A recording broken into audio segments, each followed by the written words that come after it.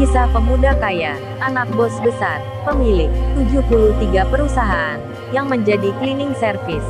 Episode 246. Kaori yang melihat Kenshin saat diperiksa oleh dokter, yang tiba-tiba datang menghampiri, membuka lengan sebelah kiri, lalu terlihatlah tangan yang diperban. Tanda terkena luka. Kaori pun bertanya ke Kenshin. Lalu Kenshin menjelaskan akan kejadiannya, yang dianggap biasa saja. Hanya luka goresan kecil. Namun tanpa sadar, kamera yang masih menyala, audionya yang jelas terdengar. Kaori itu malah mendapat informasi dari dokternya sendiri, yang bercakap-cakap dengan Kenshin dalam bahasa Inggris.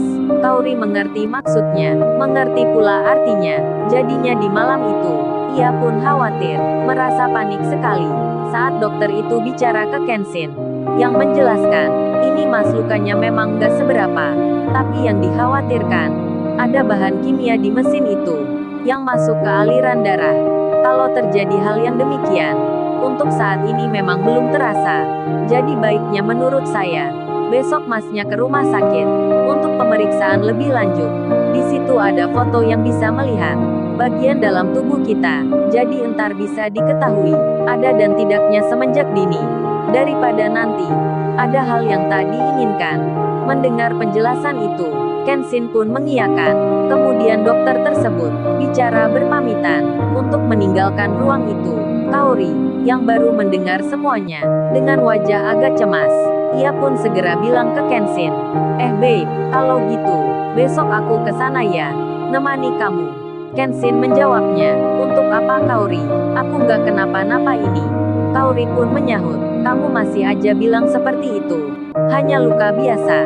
Emangnya aku nggak dengar apa? Barusan dokter itu bilang ke kamu. Kenshin pun jadi tersadar. Lalu ia berkata, tapi ini kan hanya prosedur di luar negeri Kaori, yang semuanya serba hati-hati. Tapi belum tentu kan lukaku ini bahaya. Emang kalau di sini seperti itu Kaori? Jadi anggap aja, ini kena goresan pisau. Kan itu biasa, gak perlu check up berlebihan. Kalau di sini mungkin akan dibilang, harus diperiksa, harus difoto. Karena khawatir entar pisaunya itu berkarat. Hahaha, Kenshin tertawa. Kaori menjawab, yang gak gitu juga babe. Kan tadi dokternya dah jelasin. Kalau mesinnya itu ada bahan kimia, kamu jangan mengecilkan masalah gitu. Pokoknya besok aku ke sana ya. Entar tak bilang ke ayah. Kenshin menyahut, jangan-jangan Kaori, entar malah banyak orang tahu. Beneran ini aku nggak kenapa. Kan kamu lihat sendiri ini. Kaori lantas menjawab, iya tapi besoknya kalau ada apa-apa gimana? Kan nggak bisa juga mendadak langsung ke sana. Kenshin lalu bilang, itu hanya perasaan kamu aja Kaori. Yang penting kan sekarang aku sehat. Lihat nih aku tak meneruskan makan ya. Kaori melihatnya, lalu ia jadi teringat akan sebagian roti yang belum dihabiskan olehnya. Kaori mengambilnya dengan kotak bingkisannya. Kemudian ia bilang, ini saya aku juga punya ini. Kenshin memperhatikan, itu bingkisan roti yang seperti miliknya Rena. Kemudian ia pun berkata, lo itu kamu beli di mana Kaori? Kaori menjawabnya, ini aku nggak beli, karena dapat gratis di jalan. Dikasih untuk buka puasa. Kenshin jadi tersadar, ini memang kebetulan. Sembari tersenyum, ia pun bilang, berarti itu memang untuk kamu Kaori. Dan waktu pun berjalan. Akhirnya mereka pun selesai bicara. Kaori kemudian tidur. Demikian dengan Kenshin, yang akan beristirahat. Tak lama kemudian, hari pun berganti. Kaori sudah masuk kerja di kantornya sendiri. Ia menjalani aktivitas seperti biasa. Hingga saat itu, di waktu siang hari, terdengar kabar berita. Staf-staf penting di sini termasuk ayahnya, seperti sedang tergesa-gesa. Mereka semua berkumpul bersama, berada di dekat mobil-mobilnya, yang nampak bersiap akan keluar. Kaori itu melihatnya dari kaca jendela. Begitu pula dengan teman-temannya, memperhatikan hal yang sama. Lalu salah satunya pun bertanya, ada apa Kaori? Kok ayahmu di sana? Nampak sibuk berkemas. Kaori menjawab, iya nih, aku juga belum tahu itu. Ada apa ya ayah? Nggak seperti biasanya. Kemudian temannya Lala bicara, coba tanya aja Kaori. Barangkali ada yang penting. Kaori pun mengiyakan. Kemudian ia berjalan keluar, menghampiri ayahnya. Setelah itu Kaori bertanya, "Yah mau kemana ya? Kok nampak tergesa-gesa gini?" Ayahnya pun menjawab, "Ini Kaori ada sedikit perlu. Ada pertemuan singkat." Ayahnya tak bicara sebenarnya. Kaori pun sudah merasa seperti ada yang aneh. Mengapa semua staf yang punya jabatan di sini juga menunjukkan sikap yang agak terburu-buru? Lantas Kaori bertanya lagi, "Emangnya ada pertemuan di mana ya? Kok mendadak sekali?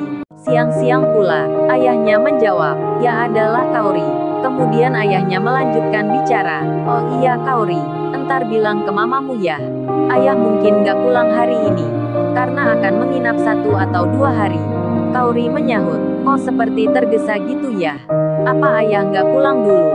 Ayahnya menjawab, "Gak Kaori, ayah hari ini gak pulang.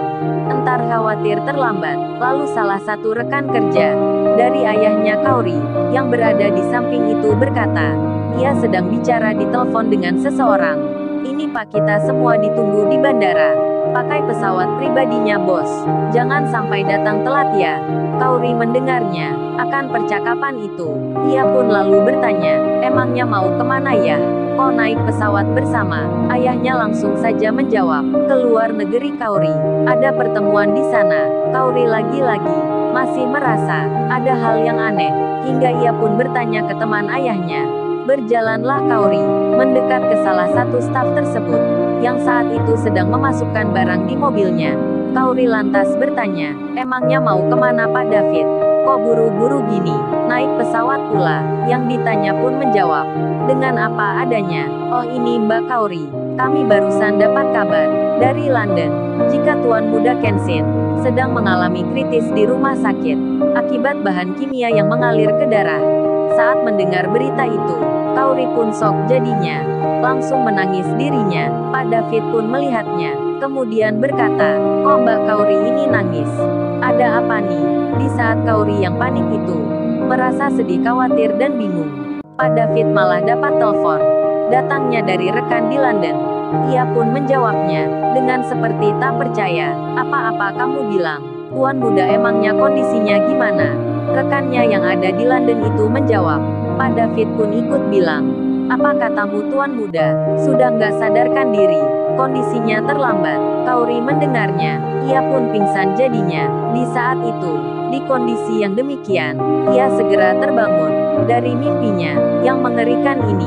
Kaori pun lalu duduk di tempat tidurnya, sambil kedua tangannya mendekap wajahnya sendiri. Lalu dilihatnya jam dinding yang sudah menunjuk di pukul 3 dini hari.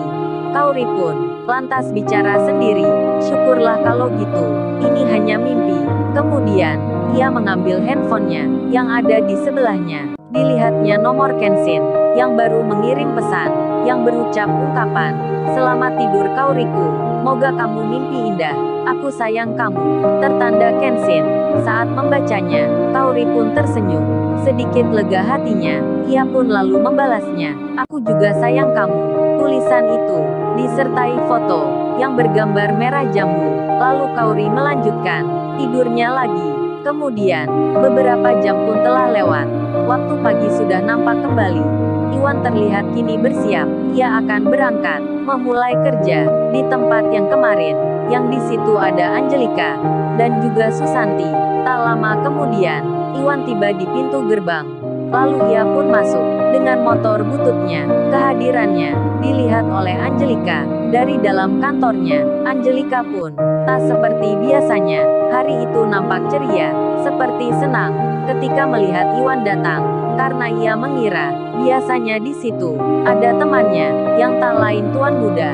Namun ia belum melihatnya, dan hatinya pun berkata, mungkin Tuan Muda itu dia ada di belakang, menaiki mobil sendiri. Entah apa yang terjadi di pagi itu. Cewek-cewek di situ jadi seperti nampak lain. Banyak dari mereka yang suka berias diri, termasuk Angelika, Sasa, Winda, serta teman lainnya, termasuk pula Susanti, yang kini melihat Iwan dengan pandangan yang beda. Susanti itu bahkan kini ingin mendekat lagi ke Iwan, meskipun dirinya saat ini sudah punya cowok sendiri. Sementara Di lain tempat, Kaori kini telah masuk kerja. Lalu di sela kesibukannya, ia pun teringat mimpinya yang di waktu semalam begitu mengagetkan, yang seperti nyata. Lantaran hal yang demikian, Kaori akhirnya memutuskan ia akan mengajak temannya esok nanti. Lalu, bagaimana kisah selanjutnya? Subscribe channel ini untuk episode berikutnya. Terima kasih.